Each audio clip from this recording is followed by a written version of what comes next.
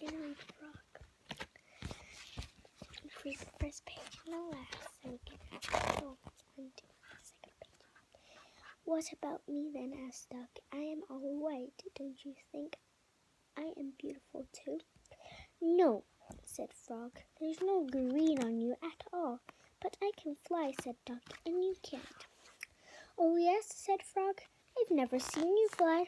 I'm a bit lazy, said Duck, but I can fly. Watch. She took a run up and flapped her wings. Then suddenly Duck arose from the ground and flew gracefully into the air.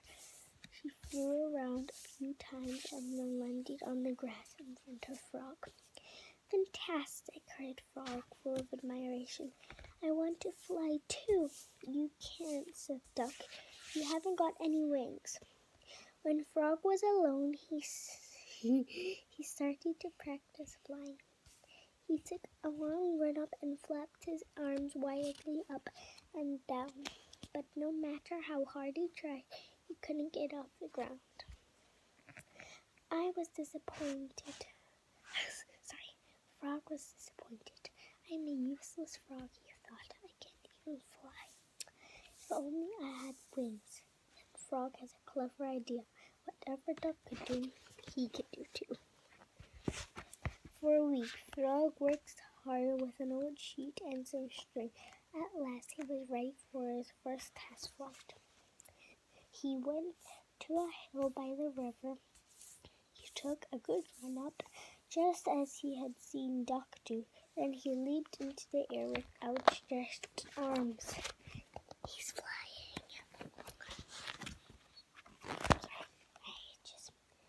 He hovered in the air for a few seconds like a real bird, but then the wings ripped and he dropped like a stone. He fell in the river with a splash. At least it was a soft landing. Red saw the Frog stumble out of the water. Do you know that frogs cannot fly, he said. Can you fly? Asked Frog. Of course not, said Red. I have no wings, but I'm good at making things. Frog thought about this on his way home. He would ask Pig as well. Pig was taking a cake out of the oven as Frog arrived. Pig, can you fly? Asked Frog. Certainly not, said Pig. I would probably get airsick. What can you do then? Asked Frog. All sorts of things, replied Pig ignorantly. I can make the best cakes in the world, and I am beautiful. I am pink all over, and pink is my favorite color. Frog had to admit that was true. I bet I can make a cake too, thought Frog. When he was back at home, he threw everything he could find into a bowl and began to stir, just as he had seen Pig do. Then he threw everything into a pan and put it on the stove. There, you see, thought Frog, my cake will be delicious. But after a while, smoke began to pour from the pan and it smelled awful. The cake was completely burned. I can't even make a cake, said Frog sadly. I'm just going to change his my head's going to hear. Hope it's leaning back a couple of times. He went to visit Hare. Here, may I borrow a book from you? Asked Frog. Can you read? Asked Hare, surprised. No, said Frog. Perhaps you could tell me how. Look, said Hare. This is a no, and this is an A, and this is a K, and this is... Okay, I get it, said Frog impatiently, and he ran home with the book under his arm.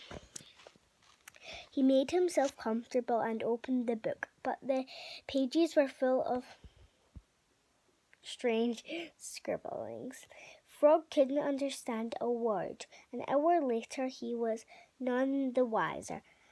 I'll never read this, said Frog. It's too much difficult for me. I'm just an ordinary, stupid frog. Do you think Frog is a stupid frog?